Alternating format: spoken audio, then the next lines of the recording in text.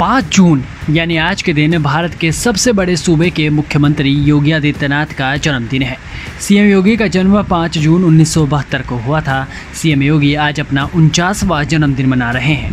एक महंत से यूपी की सत्ता की बागडोर संभालने वाले योगी आदित्यनाथ का नाम अजय सिंह बिष्ट था, लेकिन नाथ संप्रदाय की ओर से दीक्षा लेने के बाद उन्होंने अपना नाम बदलकर योगी आदित्यनाथ रख लिया था और अब वो इसी नाम से पहचाने जाते हैं। भगवा वस्त्र, चेहरे पर तेज और तेज तर्रार फैसले ने उनकी छवि को सबसे अलग बनाया है।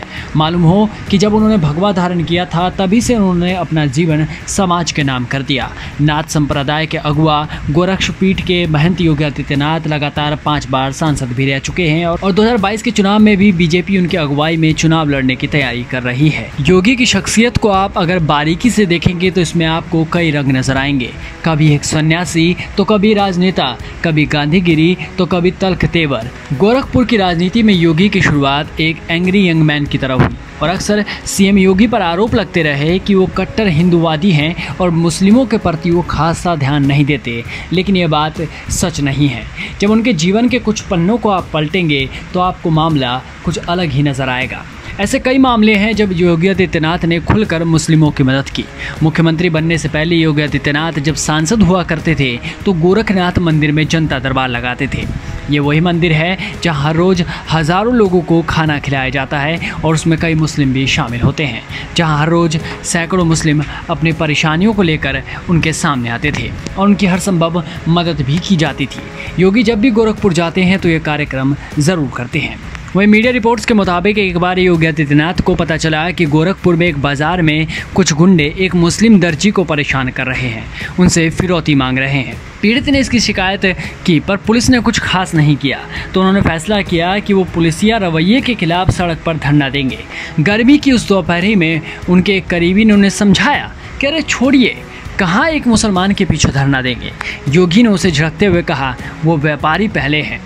उस करीबी को योगी वो अन्य सहयोगी के साथ उस तपती सड़क पर धरने पर बैठने के लिए बाध्य होना पड़ा और उन्होंने तब तक धरना दिया जब तक आरोपी को गिरफ्तार नहीं कर लिया गया। उन्होंने प्रशासन को चुनौती नहीं दी बल्कि गुंडाराज को खत्म करने की ठान ली। सीएम योगी का एक ऐसा ही किस्सा खूब सुर्खियों में रहा था। ऐसे ही मिर्ज़ापुर इलाके से एक युवती शिकायत लेकर मंदिर पहुंची कि उसका पति जो सऊदी अरब में रहता है वहां उसने दूसरी शादी कर ली है। उसने शादी का विरोध किया तो पति ने तलाक का नोटिस भिजवा दिया। युवती ने कहा कि इस संबंध में वो अपनी मां के साथ कई मौलानाओं से गुहार लगा चुकी है, लेकिन किसी ने उनकी मदद नहीं की।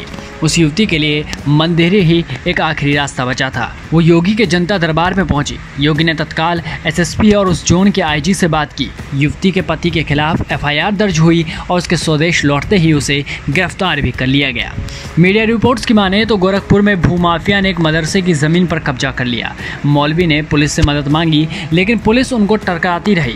प्रशासन के रवैये से निराश होकर मौलवी गोरखनाथ मंदिर पहुंचे, जनता दरबार में मदद की गुहार लगाई। योगी ने उनको वादा किया कि मदरसे की ज़मीन को कब्जा मुक्त किया जाएगा और उन्होंने अपने वादे को निभाते हुए ये कर भी दिखा दिया। और आज जब योगी मुख्यमंत्री हैं तो यूपी में भूमाफिया, बड़े बड़े बाहुबली, गुंडे बदमाश योगी के नीतियों के आगे झुकते हुए नजर आते हैं। वाकई बेबाक अंदाज और कठोर छवि के लिए मशहूर योगी ने प्रदेश में कानून व्यवस्था और सुशासन स्थापित करने की दिशा में एक अभूतपूर्व काम किया है। इस वीडियो में बस इतना ही। देश दुनिया की तमाम बड़ी खबरों से जुड़े रहने के लिए बने रहिए वीके न्यूज़ के साथ। नमस्कार।